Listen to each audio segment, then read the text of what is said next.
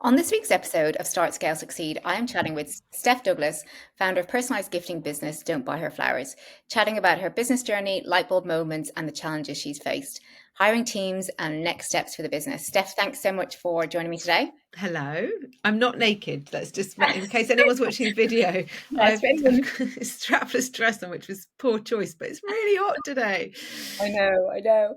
Yes, so Steph is not naked. That No, is for another. That is for yeah, another we'll save YouTube that. channel later on. That's if the business goes down. That's if Yeah, that. yeah, yeah. Spare. I've got that right in my back pocket. Yeah. Yeah.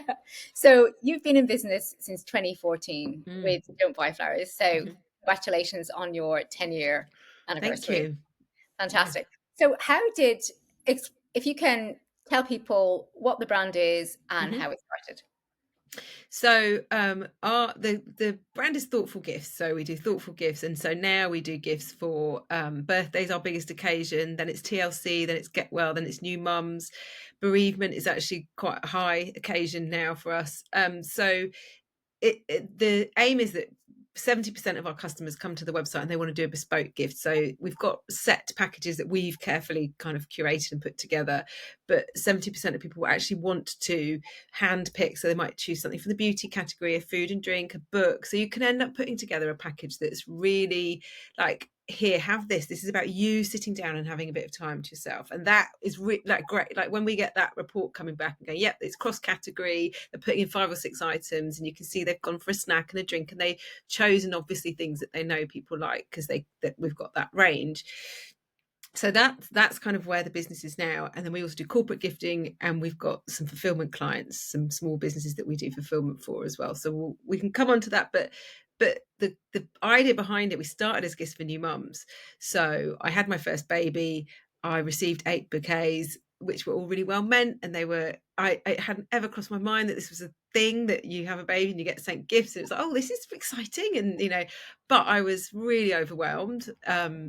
And I've had 3 kids now, and it's the same feeling, to be honest, each time, where it's a lot, and you're physically it's a lot, and mentally it's a lot, and your relationship it's strained, and there's just so much going on. And then flowers are turning up that you've got to do something with, and it was, and I think it probably still is, a real go-to gift for people when they've had a baby. And I was like, that doesn't make any sense. So I think in moments of clarity I was like, that's really weird. And then lots of friends were having babies, so I was sending them like some chocolate and a magazine and in a jiffy bag, and a note, always a note to say, you're doing really well, it's going to be okay, because I know what a difference that made for me. When Yeah. I can still picture the notes or the text when someone just said, in case you're finding it hard, just by the way, it is, but it's going to be okay. And when you with your first baby, you're not expecting that at all. Like, you're completely flummoxed. You've watched everyone else do it and you've thought they were fine, even if they weren't, and they were telling you they weren't. You kind of still thought, oh, yeah, it looks fine. And then suddenly you're like, oh my god, this is so much harder than I thought. Yeah. So, and that's what the business was when we launched. It was gifts for new mums. We had 3 packages. We didn't have create your own at that point, but they all had options. So you could choose dark or milk chocolate, and you could choose. One had a scarf in, and you could choose the pattern or a magazine, and there were like 3 options. And so it was all. I always wanted to make it so that you could personalize it, because I think that's really important when you're gifting. Like, that's Yeah. what people go to the shops for.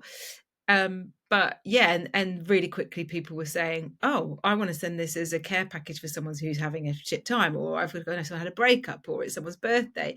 And they're messaging me, so does the packaging say anything about new mums, because I want to use it for these other occasions. So really quickly it was like, oh, this is a whole other market that Yeah. Not considerably bigger getting that. than.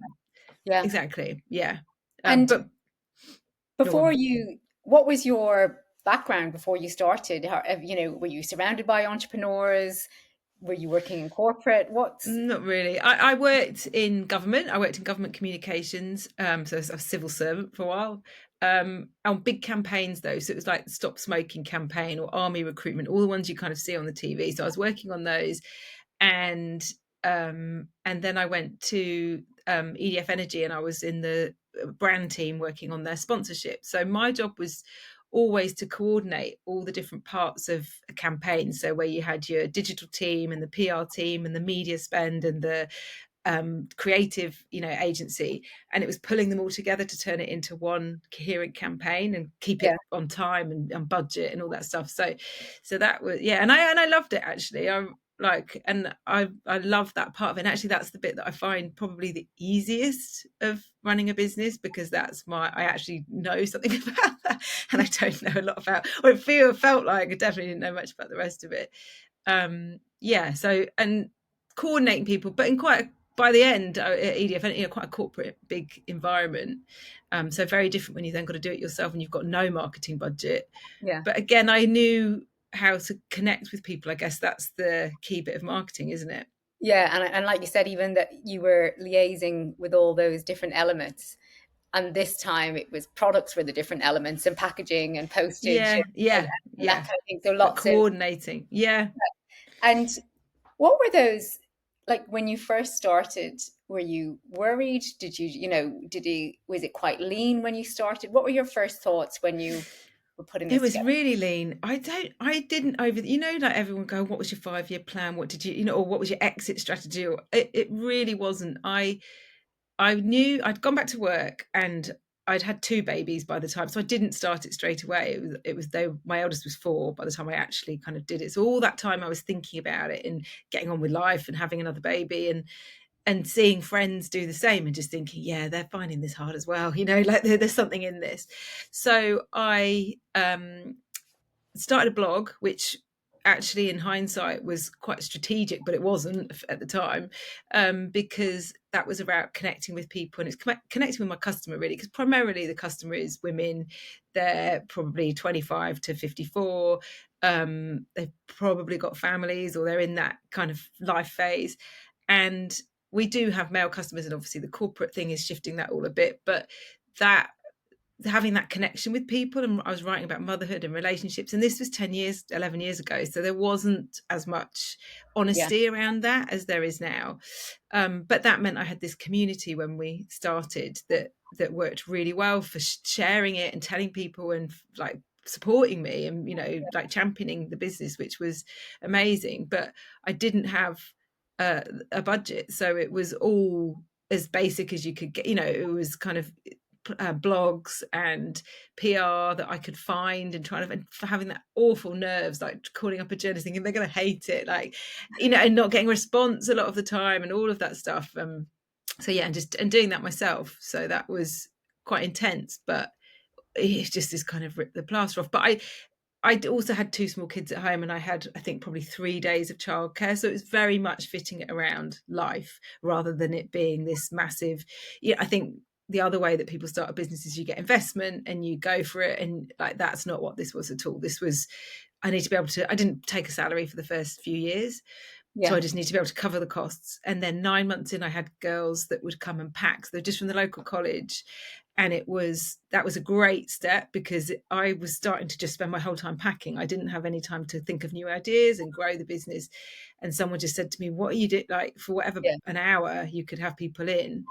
And that was a massive shift in my head as well, because it's like, I think you go into a mindset of, if I employ someone, I've got to be paying a salary, and and then you're going to have to sort of pension, and you kind of go from having no costs to having to pay at least 25 grand a year or whatever. And actually, they were girls that were just looking for a few hours. They came into my house and packed, so I had, my overheads were minimal. And it was a bit mad, like looking back, it was a bit mad, and there's stuff all over my house and kids running about, but I didn't have any overheads. Like, the stress, in terms of stress levels, I didn't know it at the time, but they were really low. yeah. And then the business starts to grow. Yeah, exactly. Yeah. And what were your challenges then in those early days, do you think, looking back on it now? I just had to learn about, like, I mean, I went to a trade show once and they kept talking about carriage. I didn't know what carriage was, like carriage costs. I had to look it up. Like, oh God, I'd not been in retail apart from stacking shelves in Boots when I was like 15. I'd not worked in retail. And so it was just but you learn that it's not that hard. It's like, it was one step at a time. So it's like, oh, I need to look at delivery options. Okay, well, there's Royal Mail, or there's Hermes, or and it was just like One, digging, yeah. And it was one thing at a time, to be honest. So challenge wise, it was just like, I think once I'd got my head around that, because if you look at it as a whole, if you're trying to start a business, you're looking at it, right, I need to get from here A to B, it's too big. So you do have to go, right, this week I'm working out who I would ship with, next week I'm working out what the packaging is. If I'm looking at products, what are the limitations on shipping, or can you ship liquids? It was literally taking one thing at a time, because otherwise I just was completely overwhelmed. Yeah.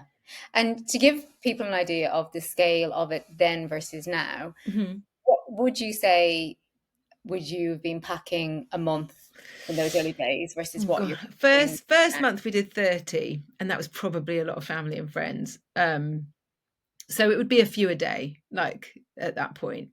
So now it might be 60 plus a day on a normal day, but then you've got peaks, and then you've got fulfillment going on, and then you've got corporate on top of that. And a corporate could be like, one of our clients is 3,500 packages. So Yeah. it is a very, like, in terms of operationally, the team in the warehouse are having to juggle a lot of different pieces to get all those three, like that fulfillment, corporate and B2C, are all going at the same time.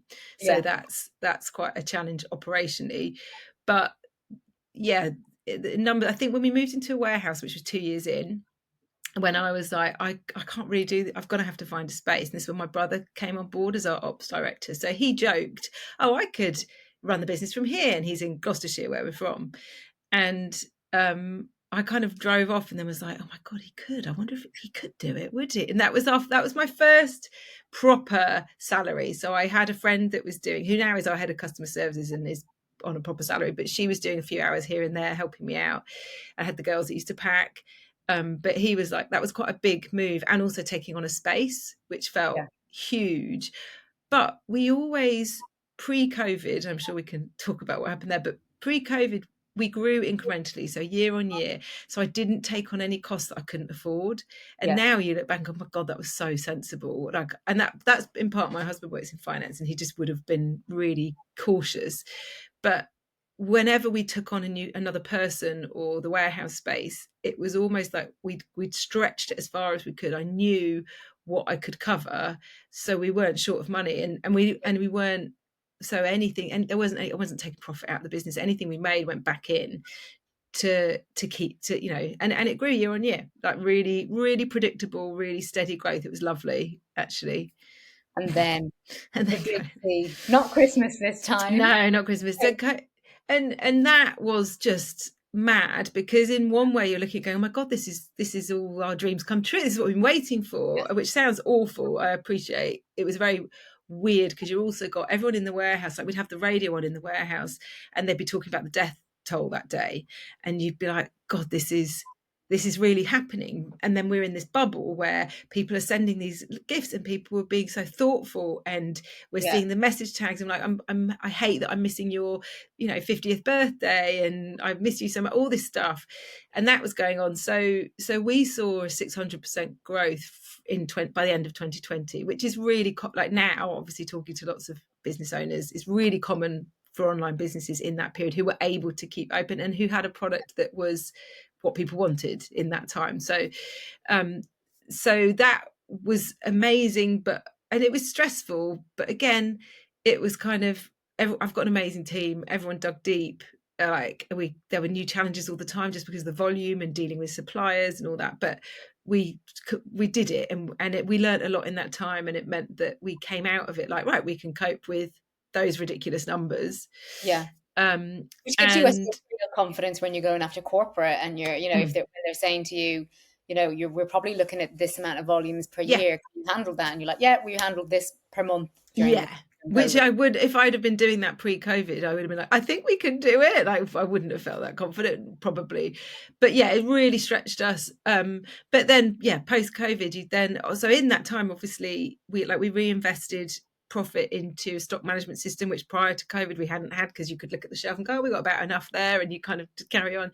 We had, just before COVID, moved into a much bigger space, which we filled really quickly and had to take on another space. And again, like, just because it was so busy. And then and then you coming out the other side of it, obviously, as you all well know, retail has been massively hit, and Yeah. all the predictions of, oh, online's going to still boom, and it's like, well, no, it depends what sector you're in, but actually in lots of ways, because of the cost of living crisis, because of the energy crisis, and just because of the state of the country at times, where like I remember when Liz Truss's the mini budget came out, and you just saw it in our traffic, where Yeah. people were like, oh my god, what is this shit show? And so that we've been really impacted by that, but actually now we're back into growth and everything, and we because of that last year, that's when we added fulfillment. So we've got 7 clients, which means you've got this regular monthly income. The team that I've got, the space that we've got, we're able to really utilize, and the fact that we do these bespoke. So if a client comes to you and they want it packed in a certain way, well, that's what we do. Everything is packed to order, and a lot of fulfillment places can't handle that. Or we've had clients come to us and they're really disappointed with the service they've had somewhere else, and then they're like, oh my god, you guys, and Pam, who's our warehouse manager and one of my oldest mates, is amazing and knows what they want because it's what we wanted.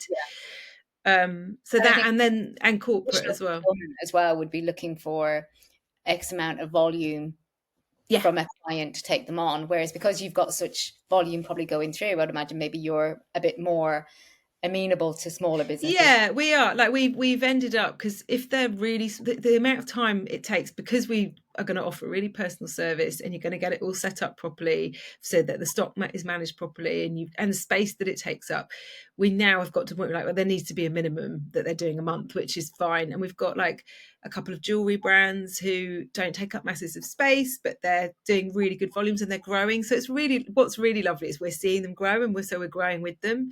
Yeah. And they're grateful to the team because we've been able to help them so that they can focus on their business rather than focus on their operations, which is great.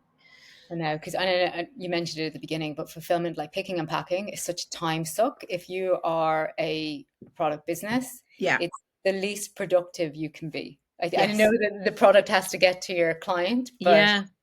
I think if it was me, it would be one of the first things that I would outsource Yeah. And I and think concentrate. it never felt like an option because of the bespokeness of our packaging, and there's a handwritten tag and all that stuff. So it's always felt like that's something that we need to own. But having the capacity then to do a job for other businesses means that you've got this like really regular, predictable income. So whatever's happening with B2C and whatever's happening with corporate, I know that money's coming in every month. And that requires X amount of hours from the team that you can guarantee and all that stuff. So I think it's really helps to know that that's coming. So that's good. And what keeps you up at night at the moment? I think probably the same as most people. Finance, I would say, like it having that predictor. I had no idea how lucky I was pre the last couple of years that this predictability, that there was, that we had this really steady growth. And I think it's just really different. It's expensive to advertise. Marketing is really expensive compared to what it was even 2 years ago. So your cost per acquisition is going to be higher. You're potentially in a noisier space. There's less customers because of people not spending on certain things. So that it all raises challenges. And I think what has helped us or helped me is that kind of trying to take control with the B2B and the fulfillment, because I feel like B2C is just still, and again, it feels like it's turning, but it has that unpredictability to it that just means you can't rely on it. So it's a massive lesson for me in terms of running a business, any business, or being in any business, to not rely on One, one revenue stream. Yeah. Like, and then people have said that to me loads of times in the past, and you kind of hear people say it and you go, oh yeah. But for me now, I'm like, okay, so if B2C is buzzing and B2B is buzzing and fulfillment is buzzing, suddenly you've got a really strong model that all bleeds into each other. Like we see 1 in 13 orders through the website is actually a B2B order. So people going into their offices and saying to somebody, oh, can we, I don't know, Brenda needs a gift for something, for retirement or birthday, and then someone in the office goes, oh, I know a company, so they're buying through. But then that means you've got this pipeline of companies who are doing gifting of some sort that we can then get in touch with and go, oh, we also do Christmas gifts, we can do your onboarding gifts, we can, and we can house it all here and we'll ship them out when you need them, and all that stuff. That so they all feed into each other, Yeah. which again is a strength for sure. And you've mentioned the team quite a lot, and obviously you started just with you and then your brother. What were the challenges that you faced, I suppose, those first hires and making that leap to bring on a team and bring on staff? How It's did you? scary, it's terrifying, because you're like, and I remember when someone was saying, well, you shouldn't be packing anymore. This was about 9 months in. They're like, you are not valuable packing boxes. That's total, and I was like, but no one else will be able to do it like I can. And then someone said, well, take pictures of all the phases, create a handbook, which I did. I don't think anyone ever looked at it, but handing that over did feel like a big deal. I'm not actually, I know lots of people, oh, I'm a control freak. I'm actually not a control freak. If there's safe hands, I'm really happy to delegate, because I recognize I can't do all of it, and there's things that I'm better at than others. But it was really scary, and actually the core team, in the kind of within the managers, it's family and friends still, and lots of people say you shouldn't do that, and I think it depends on the personalities, because the people that I've got, so two of my best mates, someone I used to work with years ago that came in as our head of marketing, my brother, they respect, they'll take the piss if I'm getting really stressed, or I'm saying, oh, could we just make sure that one is wrapped perfectly? And they're like, yeah, Steph, normally we just send it out however, and we don't give it, like, okay, all right. But they're fine. They're like, this is your business, it's fine, you're going to do that sometimes, or Yeah.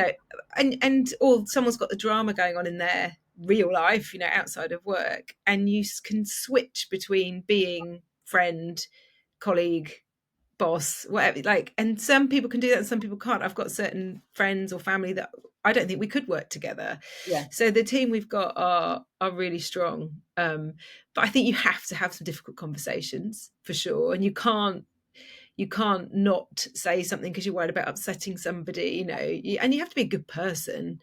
Like, I think what's tricky probably the last couple of years, there's things I would love to do as a boss, I guess, that to look after the team more, and it's like, but I also have to look after the business, and that's a real balance, where I think sometimes when you're on LinkedIn and all these companies are doing these amazing things, it's like you're limited when you're a small business of what you can give, if you're also trying to make sure that everyone's still got their jobs, and you're trying to make sure that you can pay everyone. And so I think that's again, there's masses of learnings in there about how you treat people as well, like, and having honest And I think even conversations.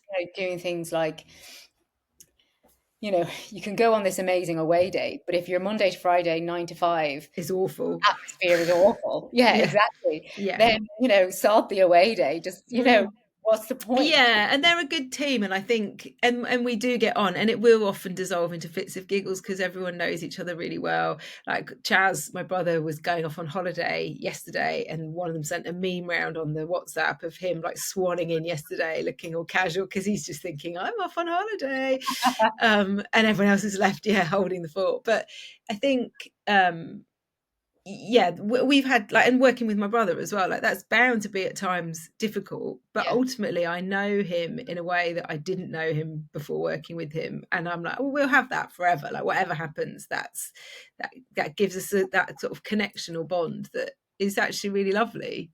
And what do you think has been your proudest moment in the business? Like, do you take stock of I how well it's done? Yeah, I think it's really hard when you're up against it. It's difficult, isn't it? So when you need to be able to have those moments. I didn't at the beginning, and then I'd feel completely overwhelmed. And I posted something recently about how if you're running a business, there's always more to do. I mean, it's the same as if you're parenting, if you have a job, there's always something else to do.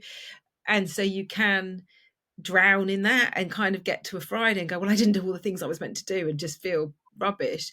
And actually you have got to look back and go, but look at this deal we did this week, look at this bit of coverage we got, look at this communication I had, look at someone responded to this email, whatever that is.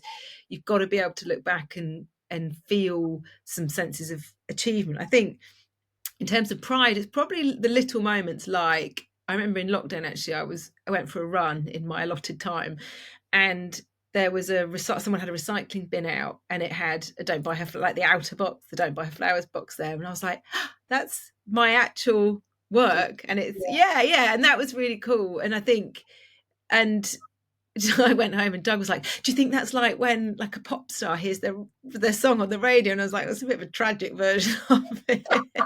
but yes, I think it is. Because obviously I don't have product on the shelf, so I can't go into the store and see it. So yeah, I think those little moments, and walking into the warehouse when it's a hive of activity and you've got loads going on, and that's always a buzz. And just feedback when you get the feedback as someone that you've actually really helped with a connection for people, that's really what it's about. So remembering that's important. And you're the mum of 3 kids. Mm-hmm. How do you balance that? And I always think this is an interesting question, but a terrible question to also ask, because if you were a man, you'd never be asked this. But but I think it's important, because actually most women are doing the majority of it. So until we're not, you do need to figure out how people do it. Like no one is going to ask a man how do they manage the juggle, or do they feel dad guilt, Yeah. But yeah. How do you set boundaries between work and home? How do you manage it all, or do you? I think it totally depends at what phase you're in. Like I think when you're coming out of a phase where it's been really intense, you look back and go, oh my God, my head wasn't there. And it's something that I don't, it's not so much guilt. I don't want it. I don't want to feel that. When you think I wasn't actually there this week, like I was there, and I'm always there because I can work from home and it's really flexible. I can pick up the kids, and Doug does as well. But when my head's gone because I'm worrying about something, or I've got a new, fresh challenge, or someone of the team or anything like that, you're not present. And that, I would say, is the toughest bit about running your own business. And it's fine when everything's going well, it's not a problem. But when anything's tough, that's just a really rubbish way, and you can't, and it's something I've had conversations with people where I've said, if I'm, God forbid, but if I'm diagnosed with something tomorrow, am I going to be all right with how I've spent the last couple of years or the last 10 years? Or because it's that thing where you're like, I wasn't there and I want to be. I actually have 3 lovely kids most of the time. Yeah. So I want to be present. I think that's just a really tough bit about having your own business. And sometimes I'm better at it than others. Yeah. So, and that's the honest truth. Like sometimes I can do it, and sometimes I'm literally trying to finish an email, cooking something for dinner, saying hang on a minute at someone, like calls coming through, and it just is madness. But I would say, for any women listening, that and men, you have to have those conversations. We go, how are we going to do this? Because I think something that a lot of women do is, if they start running a business, or they're working on a business idea, they just do it on top of everything else. They don't take anything out, and then we wonder why there's less women doing it. And it's like, well, you can't possibly just add it in. You're going to have to let something go, or you're going to have to share something with somebody, or you're going to have to get help. But actually, that usually has a cost. Like, I think that's really important. Yeah, having those conversations. And do you talk to the kids about it? Like, do you explain to them? Because remind me, how old are so you've got 6, 11 and 13, yeah. And so they're old enough to understand you have your own business, and this helps provide for nice holidays and that kind of thing. And are they interested in the business? Do you get them involved in any way? Yeah, no, they're definitely interested. In a way that they weren't for years, or it just like, what is this? Like when I was first doing it, they'd be coming with me in the car while I went and dropped off parcels and that kind of thing. I think they're really interested. And actually, especially I'm really enjoying the older 2, where you can have a chat about business. Or my eldest Buster, he'll regularly go, I've got an idea, and it's very random, but he's thought about it and he's thought it through. And then you can kind of go, well, have you thought about this, and look at things with a different perspective. I think that's really nice. But I think they are quite proud of it. like as they're getting older, they've got my youngest has got no clue what I do really, but Yeah. and that's okay because it's like, well, he's 6 and I'm mum and that's I it, and just think dad's dad. it's so good for them to be able to see that you can create something, you can live a life that you want to live. You don't have to go down a corporate route if you don't want to, Hmm. and it's important to have those conversations with kids as well, and knowing that they can pursue what they want to pursue. And Yeah, and also like what's there. I went into the school actually and did a talk to Mabel's class, and it was, and I talked about the business, but I talked about the different roles within a business rather than just telling them what we did. It was like, so the customer service or operations or marketing, and kind of got them to think about the different skills involved, because no one talked to you about that when you were at school. Like it was like that you could be a teacher or a policeman or a nurse or a, and actually it was more about the skill, like what are you good at, what do you love doing, and then actually at the end I got them all to put their hands up for the different jobs, and they all really mixed up. Whereas I think when I was a kid, everyone would have gone for the one that sounded a bit more sexy, like a bit more exciting. yeah, Whereas this was more about like, what are you good at, what could you do. yeah. I think there's so much to be done. I mean, it's a separate conversation, but there's so much to be done Yeah, in the school system and how kids are taught and yeah. all of that kind of thing. And then, with you, when it does get hectic, how do Mhm. you stay focused and motivated? I think trying to remember, well, talking with the team, talking to them about what's going on, trying to remember the customers, like reading the message tags is always really helpful, because the things that people are saying to each other and, in the tags, and it could be, people having an awful time. It could be like a beautiful, lovely celebration. It can be funny. You get messages. I always remember in lockdown, there was one that just said chin up, tits out. And that was the whole tag. And we were like, yep, that sounds about right. So that's what it's actually about, so I think that helps, to remember why you started something. What was the why? I guess, I mean, that's a really obvious thing to say, but what was the why behind it? Because otherwise you are trapped in, I don't know, like timetables and P&Ls and all that Yeah. stuff that is not as fun, really. The business is very established now, but there are more people coming into that space Hmm. and other businesses. How do you maintain to stand out against the competition and grow? We've seen loads of people come and go. Actually, we saw a lot of people chance their arm during lockdown. So obviously, because everywhere was booming with gifts, there were lots and lots started that have all kind of disappeared quietly. I think partnerships is a really interesting one, at looking at other big gifting companies, what they're doing, and have we got something that we do that they don't do yet that we could bring to them, and partnerships. We've got a few conversations going on there, and I think the it's kind of making sure that we don't lose what we started as and kind of get distracted by other things is still really important. And we've looked at like wholesaling, so whether that's getting into actual stores with we've sort of created a way that you could do the boxes that mean that you can still have the gift wrap on there, and you can still make it a care package and it's still really thoughtful, and someone could still add their message, and then it can still go in store. So those are all things that we're kind of developing at the moment.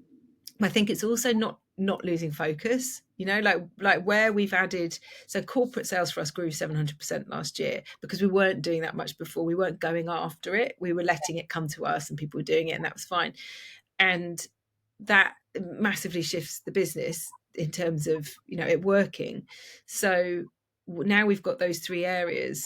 That's really important to go, right, how do we keep those all spinning? Yeah. Yeah, and not get too distracted by adding in another thing and another thing. And what does success look like for you? Do you know, it's probably going on holiday and actually being able to go on holiday, which I have at times in the past, and then there's other times when I haven't. So it's, I think I want to be able to enjoy life, you know. And it's not necessarily about stacks of money. It's having that. But I think when you've kind of rode ups and downs and all the rest of it, and then you come out the other end and you're like, okay, which bit of that was the most rewarding, or which bit of that was when I felt most calm and could actually enjoy life? And I would think it's when everything is calmer, and you can feel that balance, and you can still be a good parent as well as a good partner as well as a good mate. And that's hard, right? That's a lot. It is a lot, isn't it? Yeah, Trying yeah. to balance that they're all on a relatively even keel. And you go through phases, definitely. I mean, God, marriage is hard, right? So you go through phases where it's great and then it's not. And I think as long as you can go back to great again and it doesn't just stay not great, that's okay. But I think and they're not all going to be spinning brilliantly at the same time. But I think knowing that everything that it's not just work, I guess, is really important. But I do think there's times when you run a business, there are times when it is just work. You are going to have to knuckle down and do everything you can, especially if you're the founder. You're supposed to be leading by example. You're supposed to be the one that's coming up with, like pushing it. And that is, unfortunately or fortunately, that's kind of the role. And I think sometimes there's a lot of talk about, do a job you love and you'll never work another day in your life. It's like, that's not realistic for most people. I think Yeah. it's a lovely sentiment, and there might be times that it feels like that. But if you've got to that, you've probably had a really big struggle and you've got to kind of success. Whereas for most people, it's still work. So it's trying to find Yeah, I that think, balance. and I think sometimes people will see business owners and not see the sleepless nights or the struggle or Yeah. the HR conversations or Yeah.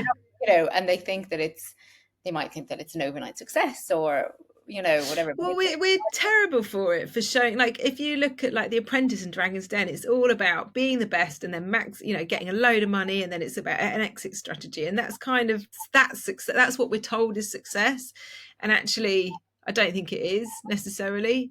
And No. there's lots of different versions of it. And actually, we raised some money last year, but prior to that, I'd never raised money. And that you always feel a bit inferior, I think, in the business world, where you're sitting next to someone and they've raised however many million, and but it's not their money.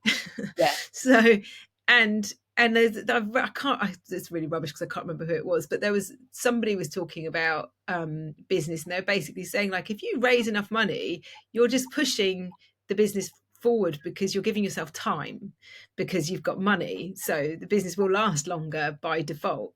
It doesn't necessarily mean that it's better than Yeah. something else. And I think it was quite a good one to read, where you go, yeah, like, and a lot of businesses you read that have raised loads of money, they're losing money every month. Yeah. So I think you have to work out what you need to feel that success. And is that you just want a regular salary and you want to be able to pay everybody and you want to be able to have holidays? That's still successful. It doesn't have to be the biggest business in the world. Yeah. And talk to me a little bit about the raising the investment and the finance side of things. What made you then, after being nearly 10 years in business, decide that this is when you wanted to raise money? I think just because costs have gone up everywhere for marketing, so it's like, well, we want to grow and we know what we're capable of operationally. We're so set and have been to handle more and all that, all that stuff. So it was like to raise money to be able to essentially put into marketing and make sure that we can still push the business forward. So that was really, and we didn't raise a huge amount, and it's something that we've looked at lots. And I think you also get to a point, it's like, well, there's the option is that you could raise money, or is the option to potentially partner with another, like find a home for your company and work out that might be able to provide that finance, but without just pouring it into your own business. So there's options, I think, especially 10 years in. It's like, where do we go with that? And I think, and actually to raise money at the moment is really tough. Like, just the environment for raising money is a really difficult one. So I think it's something that people do. I mean, I've seen businesses raise money in the last year and then go into liquidation kind of 6 months later because the costs are so high for everything. So that's really difficult. And with the investment side were you looking at angel investors or VCs? Yeah, angels. We had conversation with VCs. I think VC money is very different, and they're going to be looking for a massive return. And that's when you do have to start going, right, well, we've got 3 years and this is what we're going to deliver in year 1, year 2, year 3. It's a very different thing. And this was a new world for me. So like a year and a half ago, I didn't know that much about it at all. And it's one of those things, again, where you go into it and you think, oh God, I don't know anything. I feel really stupid. It's really not that hard. You just need to read a bit and talk to a few people. And then you go, oh, okay. But it's a language that feels It's very foreign, terminology, right? isn't it? There's so many Yeah, acronyms and yeah, phrases, and is it your seed and your yeah, yeah, yeah, EISS, yeah. all these other things, you know. All of that. But I think again, you have to work out what's right for you and what you're wanting to, where you're wanting to take the business, and that's going to be different for everybody. It's not necessarily just one solution, I think. And what's next for the brand that you can share? I'm Well, sure we've there's got we've got, well, it's a busy few months, to be honest, because we're in July and we've got our Christmas brochure for corporate we've just done, and so we've got this massive load of customers who've used us, where we've quoted in the past, where there's really big pipeline of corporates that I want to nurture and work with, and some already are making decisions on Christmas, which is great. I love those customers that come really early. They know what they want. You've got the budget sorted. You've got the dates, and you can slot them in. Yeah, and you can slot them in. But so that's kind. And we've got a couple of really big fulfillment jobs that are Christmas related, but for other companies, that start in September. So we've kind of got July and August. Well, July's going to be over, isn't it? So we'll be in August, and then September everything really kicks off for us, like in that head towards Christmas, as well as potentially these partnerships I've mentioned, where we're looking at working with other gifting companies. So that's kind of the short to medium plan for the next few months. Yeah. And also just watching to see what happens, because I think we've just had an election. You can see different things happening with interest rates, like all of that. And we see it immediately with traffic. It's just ridiculous. It's not ridiculous. It's life, I guess. But so I think it's just watching that to see what's going to happen next. And my last question, well, two last questions for you. What advice would you give to anyone that is on that journey of being an entrepreneur and starting their own business? I would say stay focused. Don't worry about what anyone else is doing. And also just get on and do it, because the sooner you start something, you could spend years worrying about getting the logo perfect and getting the product perfect even. And actually, as soon as you get going, you will get feedback, and that's going to be the most valuable thing. Like having customers, like I wouldn't have known that Gifts for New Mums wasn't actually what the business was going to be. It was going to be thoughtful gifting, and birthday was going to become our biggest occasion. And I couldn't have known that until we'd started going. And I think women probably especially hold us, we're looking to make it perfect, because you want to get it right, and we feel like we've got to hit this bar. And actually, it was a friend who a successful business person who was just like, just get on with it. I was like fanning about with the logo, and he was like, just right, that's done, tick it off, next thing. Like work through that. And it was like, okay, yeah. And he's like, you can change it, don't worry about it. Okay. And that was actually really helpful.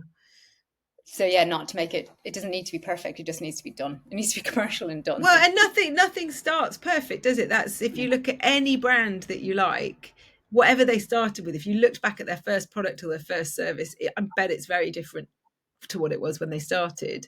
Yeah, I love that. Have you read the Shoe Dog, the Nike's book? I've got it. We had it on the website for a while, actually. No, I haven't read it, but I know it's brilliant. I need to read it. And my son's just finished reading it, and he loved it. Oh, really? Oh, okay. Yeah, your 13-year-old should read it. Yeah. Okay. And stuff like that. But thank you, Steph, so much for being a great guest. And where can people find Don't Buy Her Flowers? It's don'tbuyherflowers.com, or search Don't Buy Her Flowers and we'll come up. Fantastic. And you have your own podcast as well? Yes, I do. It's the Don't Buy Her Flowers podcast. Amazing. And I will be back again next week with another great guest. And don't forget to like and subscribe. Just press stop.